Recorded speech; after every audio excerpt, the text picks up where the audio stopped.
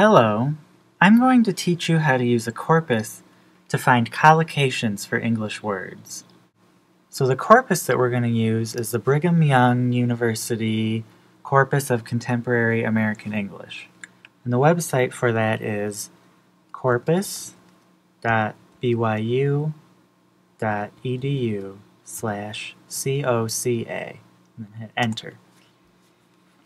And then we'll enter the website. Now, if you haven't registered for this website, you should, because as an unregistered user, you can only do 10 searches per day. But as a registered user, you can do at least 100 per day. So to register, you click register, you enter your information. I did other, and that gave me 100 searches per day. But I already did that, so I'm just going to enter in my information.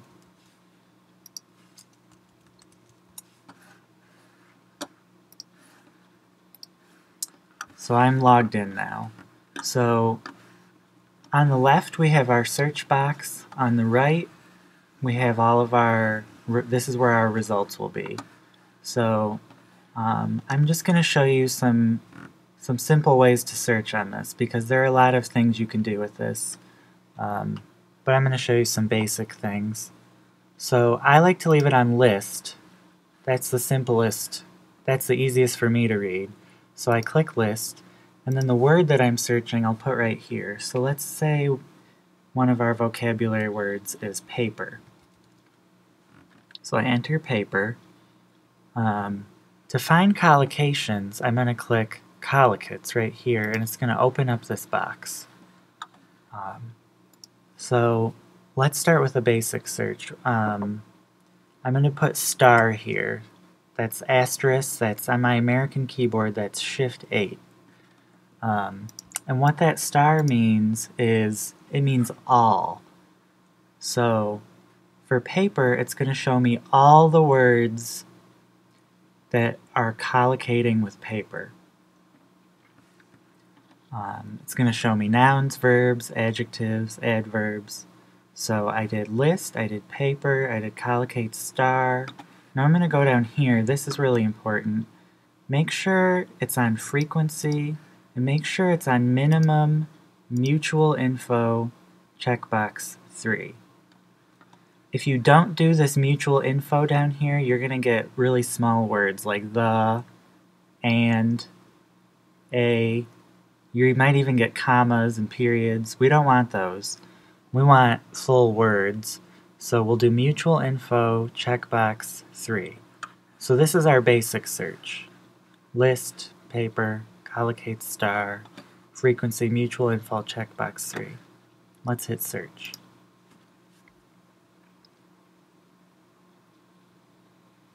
So here are all the words ordered by frequency. So the number one most common word is piece.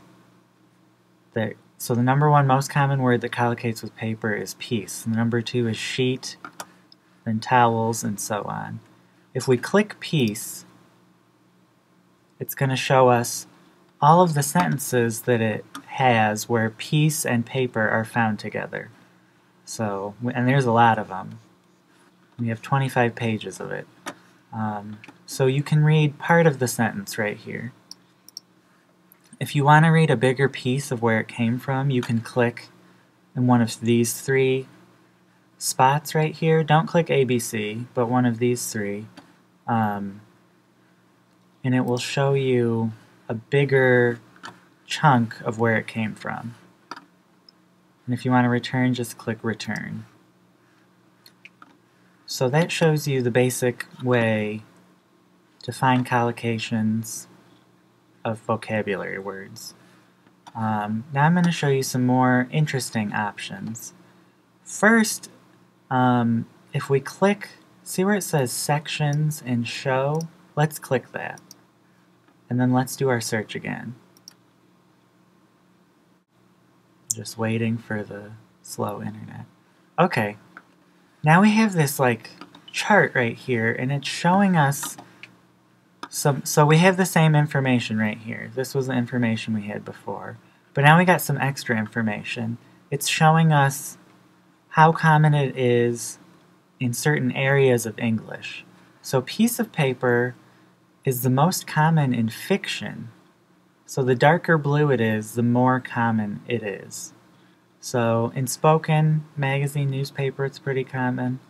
In academic, it's less common, and in fiction, it's extra common. Perhaps there are stories that talk about pieces of paper. I don't know. But let's go to a different word. Let's look at presented. Look at how dark blue that is under academic. It's pretty much only used in academic English. It's used a little bit in other parts, but look how dark that is. So that will tell you, oh, that's an academic word. And I don't know why towels is the most commonly used in magazines. Why paper towels are used or talked about in magazines more than other places, I'm not really sure. So this is some more information that can show you where these words are being used, which is also helpful if you're an ESL student. Also look, piece of paper is really common in spoken English, whereas presented is not very common in spoken English. Another example, waxed paper, we use it in cooking. In spoken English, there's only 3 examples of that, but in magazines, there's 300. So it could be that this corpus has some information from cooking magazines, and we're seeing that right there. But anyway, so that's what show does. Let's turn that off and go back to how we had it before.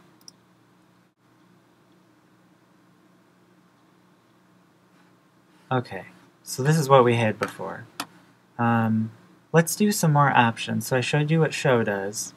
Now let's say that you wanted to look for just verbs that are associated with paper. Because this is a lot of nouns, there's some verbs in there, but say you really want to know what verbs are used with paper. Instead of doing star means all, you'd click where it says POS list, click that, then you can go verb all. And now it changed it to V star, so it's saying all verbs. So now if we click search, it's going to show us only verbs. So presented, published, wrapped. So now it's showing us verbs that are commonly found with paper. So that's a good way if you want to look up something specific. But if you don't want to look up anything specific, you just want to know all that collocate with paper, just change it to star. And then the last thing that I'm going to show you are these numbers right here, 4 and 4. You can go anywhere from 0 to 9 with each of them. What do these numbers do? These numbers, so our search word is paper. So here's paper. These numbers are how many words around paper is it looking at. So right now it's set to 4. So it's looking for collocations 1, 2, 3, 4 words before, and 1, 2, 3, 4 words after. If you can change that. Let's say we just want words that come immediately before paper. Then we would change this to 0. We don't want any words after paper, and we only want it to be 1 word away from paper. Let's search for that. This paper, toilet paper, white paper, waxed paper, tissue paper. So that's one other thing you can do. But I usually leave it on 4 because that gives a good area around the word that you're looking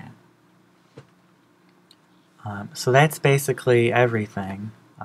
Just to review, I usually leave it on list. That's the simplest. I put my word here.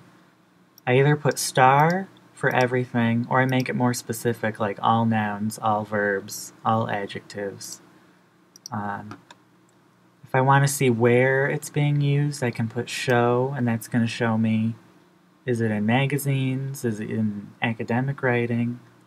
And then down here, make sure it's sorting by frequency, and you did mutual info checkbox 3.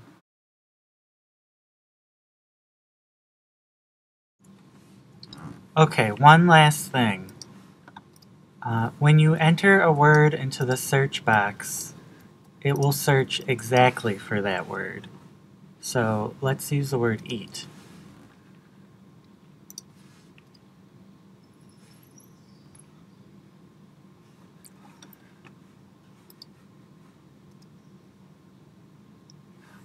So all of the examples that I found are using present tense or base form eat. It's not looking for past tense ate or eaten or eating. It won't find any of those because it's only searching for exactly what you type.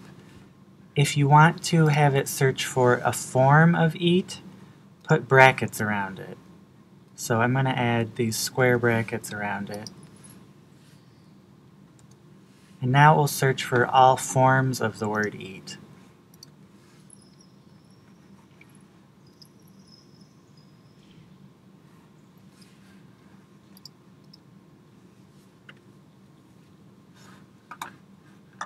See, we have eat, eating, and so on. Eats.